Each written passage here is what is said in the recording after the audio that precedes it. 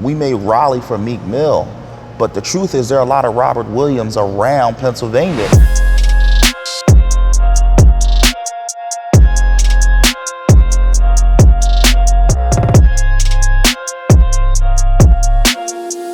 When Meek Mill was sent back to prison in 2017 for violating his probation, his case attracted national attention and outrage. Meek's case might be unique because of his stature as a famous rapper, but his story with probation is familiar to many. The rapper is one of 4.5 million Americans on probation or parole. That's twice the number of people incarcerated, or roughly 1 out of every 55 adults. Meek's home state of Pennsylvania has the second highest rate of residents on parole or probation in the country. Last month, a Pennsylvania court threw out Meek's decade-old conviction. In a statement, Meek acknowledged that millions of people are dealing with similar issues in our country and don't have the resources to fight back like I did. We need to continue supporting them. We went down to Philadelphia to meet with people who have dealt with the cycle of probation and now are trying to change the system with Meek's new organization, Reform Alliance.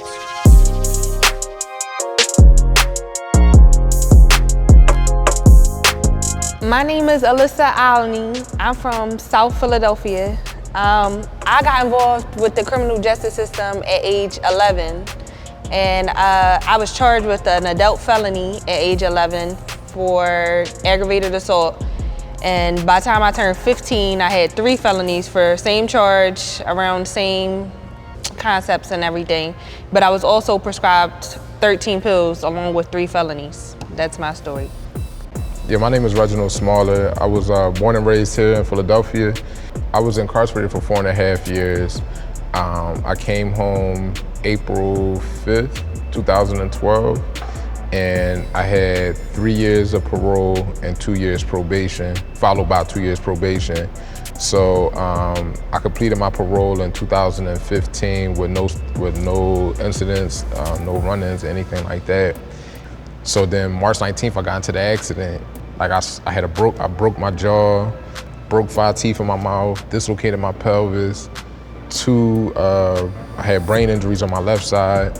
And so I went from one hospital to a rehab hospital for about another month, so like almost 3 months. And when I came home, I had letters stating that I had a warrant out for my arrest.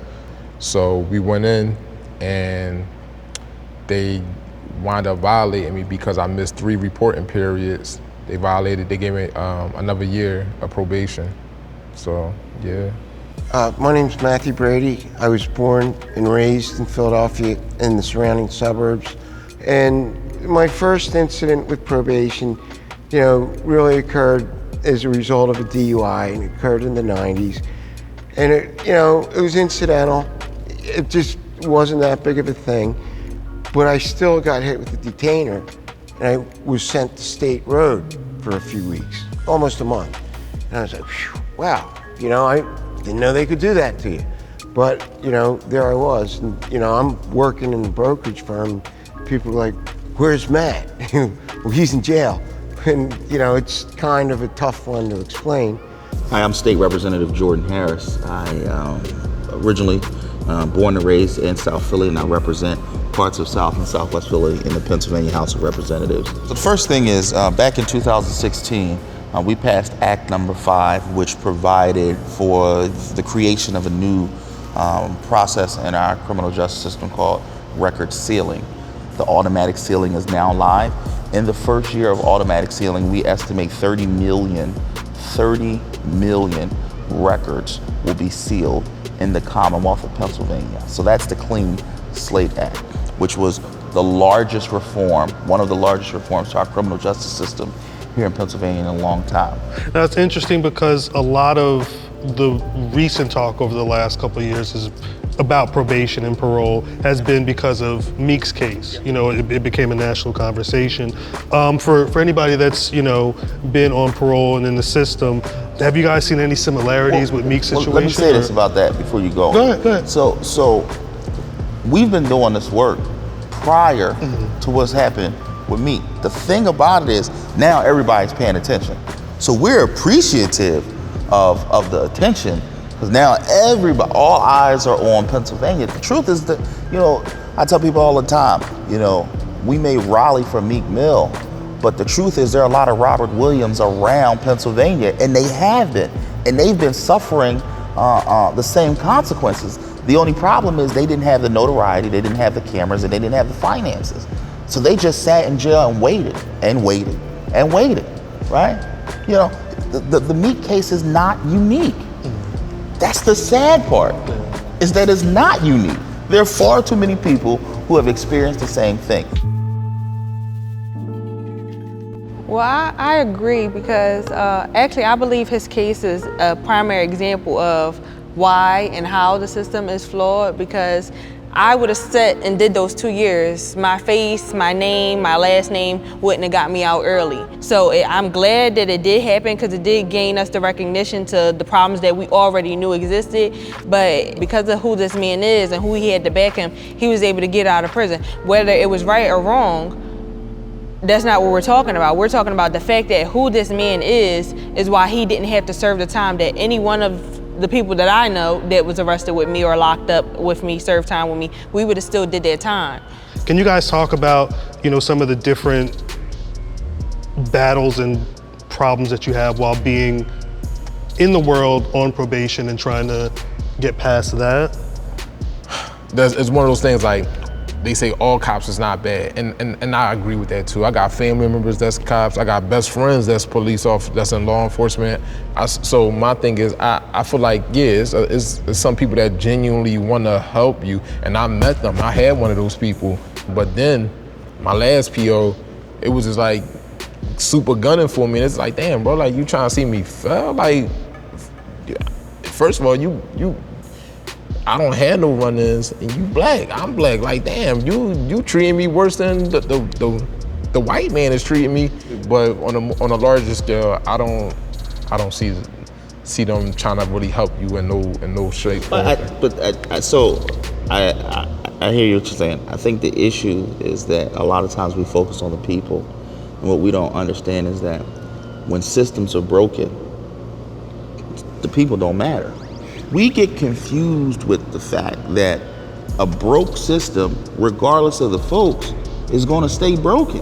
It's like, I don't care how many people look at a clock, if the clock is broke, it's still broke. And that's what we have in Pennsylvania, is a flawed system, where there are people who are in place many of them are trying to do the right thing, but the system is wrong. There's data that shows us that after a certain period of time, if a person has not reoffended, the chance of them reoffending is minuscule. I, as a parole officer, have nothing to do with the fact that if a police officer arrests you, even if the charges are dropped, they still gonna send you back. Yeah, I want to say 90% of my time at Southern, I was on house arrest. I got off of house arrest, I was proud, accomplished so much. It was only one Alyssa at Southern, and I always was referred to Alyssa on house arrest. So like, that's even something that mentally does something to you. Like, I will always feel like I'm on house arrest. I will always feel like I'm on probation. And that's a scary thought, not even just like spiritually or emotionally. It's just like, when does it end? Like, I don't want to feel like every time I walk outside, I'm scared to go outside because I think I'm about to go back. You become afraid of your own shadow.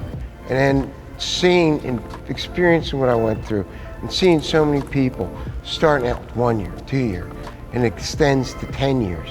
And then every time they get violated, they go to jail for 3 months, then 6 months, then 9 months, then for a year. And then the next thing you know, they're going upstate. And it's kind of like, this is nuts.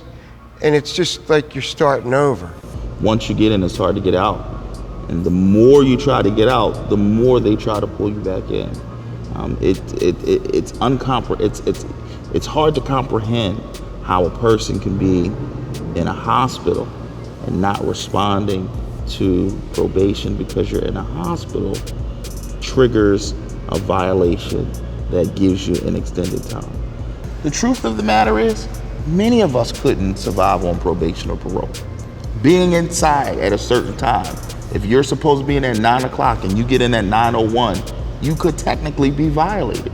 No interaction with the police, which means that that last time that you ran a red light and a police officer pulled you over, that could count as an interaction with a police officer. That could end you up back in jail. that means that you could lose your job, lose your house, lose your children, and so on and so forth. That's exactly what happened to me, though. It's like every time he went back to court, and again, I want people to understand this, there was never a new crime.